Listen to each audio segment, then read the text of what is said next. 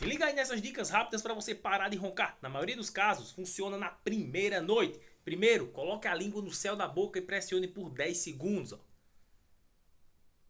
Faça esse movimento por 3 vezes. Dê um intervalo de 20 a 30 segundos entre as repetições. Segunda, posição para dormir. Durma sempre de lado, preferencialmente olhando para o lado esquerdo. Melhora a circulação de ar dentro dos pulmões.